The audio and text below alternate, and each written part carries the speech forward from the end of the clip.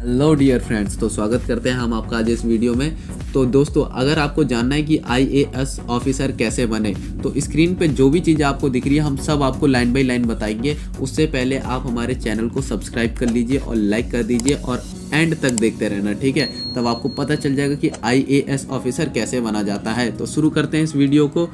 देखो, IAS officer बनना ना एक बहुत सम्मानजनक सफ़र है, लेकिन इसके लिए कठिन मेहनत की ज़रूरत होती है और जानकारी भी आपके पास बहुत ज़्यादा होनी चाहिए, ठीक है। ये जो आईएएस ऑफिसर का जो हमारा सिस्टम होता है, ये यूपीएससी द्वारा आयोजित सीएसई का एग्ज़ाम जो होता है वो हमें पास करना होता है, ठीक है। तो हम पहले बात करते हैं एलिजिबिलिटी हमारी क्या होनी चाहिए। आईएएस ऑफिसर बनने के लिए आपकी एलिजिबिलिटी होनी चाहिए कि आपके पास एक ग्रेजुएशन की डिग्री होनी चाहिए आपके पास। किसी मान्यता प्राप्त यूनिवर्सिटी से आप एक ग्रेजुएशन कर सकते हैं, चाहे वो बीए का हो, बीएससी का हो, बीकॉम का हो, बीटेक का हो या फिर एमबीबीएस हो, कुछ भी हो, ठीक है। अगर हम बात करते हैं एज लिमिट की, तो आपकी एज लिमिट होनी चाहिए सामान्य जो जनरल हमारी कैटेगरी होती है उसके लिए हमारा 21 वर्ष से लेकर के 32 वर्ष तक की होती है, ठीक है। ओबीसी वालों के लिए होता है 21 से लेकर के 35 और एससी एसटी वालों के लिए होता है 21 से लेकर के 37, ठीक है।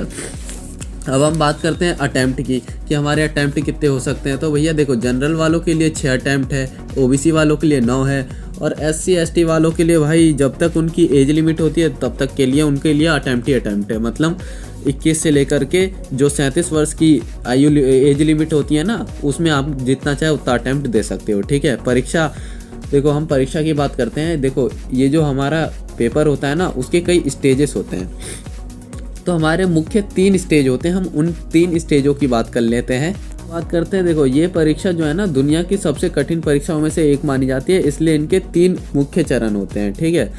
अब देखो, चरण 1 जो होता है हमारा स्टेज 1, तो इसके अंदर देखो तो हमारे पेपर होते हैं। देखो, पहला है हमारा प्रारंभिक परीक्षा जो होता है, उसके अंदर हमारा देखो एक ऑब्जेक्टिव टाइप को एमसीक्यू टाइप का पेपर होता है, ठीक है। ये 2 ऑब्जेक्टिव टाइप पेपर होते हैं हमारे, ठीक है। पहला होता है जनरल स्टडी का और दूसरा होता है सीएसएटी का, ठीक है। जीएस का होता है, सीएसएटी का होता है। देखो, जीएस में हमारा जो नॉर्मली इसमें इतिहास, भूगोल, राजनीति, अर्थव्यवस्था और करंट अफेयर्स के बारे में पूछा जाता है, ठीक है। सीएसएटी के अंदर आपका ज़्यादा कुछ नहीं, क्वालिफाइंग पेपर है, ठीक है। इसके अंदर 33% नंबर लाना ज़रूरी होता है, ठीक है। इसके अंदर रीजनिंग और मैथ्स के सवाल पूछे जाते हैं। बस ये इतना ही होगा आपके फर्स्ट स्टेज में, ठीक है। सेकंड स्टेज की हम बात करते हैं तो ये होता है मुख्य परीक्षा, इसको कहते हैं मेंस, ठीक है। तो सेकंड स्टेज में वही बंदे आ पाते हैं जो फर्स्ट स्टेज को पार कर लेते हैं, ठीक है। तो फिर हम सेकंड स्टेज जो होता है हमारा वो रिटर्न में लिया जाता है। ये जो आपका पेपर है लिखित लिया जाएगा, ठीक है। इसमें टोटल 9 पेपर होते हैं, ठीक है। इसमें निबंध, सामान्य अध्ययन के पेपर 4 होते हैं और वैकल्पिक मतलब ऑप्शनल सब्जेक्ट जो होते हैं उसके 2 पेपर शामिल होते हैं, ठीक है।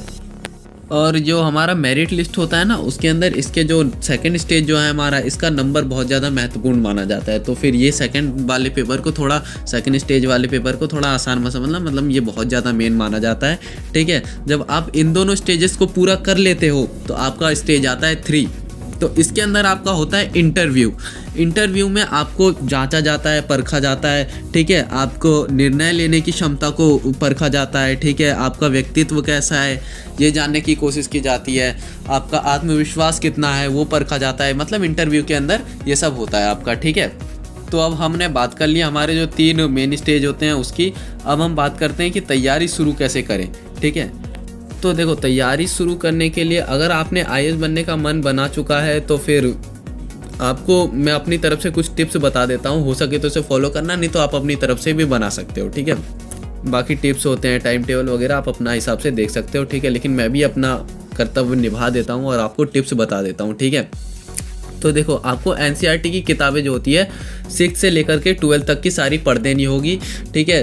वो आपके विषय होने चाहिए इतिहास, भूगोल, ठीक है, राजनीति, ये सब थोड़ा मेन होते हैं। तो इन सब में आपको पूरा बेस मजबूत होना चाहिए। और आपको न्यूज़पेपर जो होता है वो पढ़ने की आदत डालनी पड़ेगी, डेली न्यूज़पेपर पढ़ना पड़ेगा, ठीक है।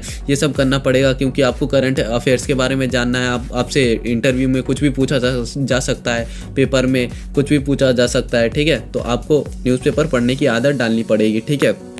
सिलेबस, आपको यूपीएससी का जो सिलेबस होता है उसके बारे में अच्छे से जानना पड़ेगा, क्योंकि आपके जो पूरा रटना पड़ेगा, क्योंकि जो आपका पेपर होता है ना वो आपके नक्शा होता है एक तरीके से, यूपीएससी एग्ज़ाम का जो नक्शा होता है, ठीक है। तो उसको यूपीएससी सिलेबस को तो अच्छे से देखना ही पड़ेगा, ठीक है।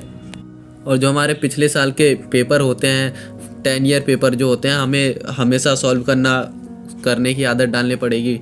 जो हमारे क्वेश्चन पेपर पुराने हैं उन सबको सॉल्व करने की आदत डालनी पड़ती है आपको, क्योंकि आप एक आईएएस ऑफिसर बनने जा रहे हो, जो कि मतलब जो यूपीएससी होता है ना अपना आईएएस ऑफिसर के लिए, ये मतलब वर्ल्ड के टॉप एग्ज़ाम में से एक है।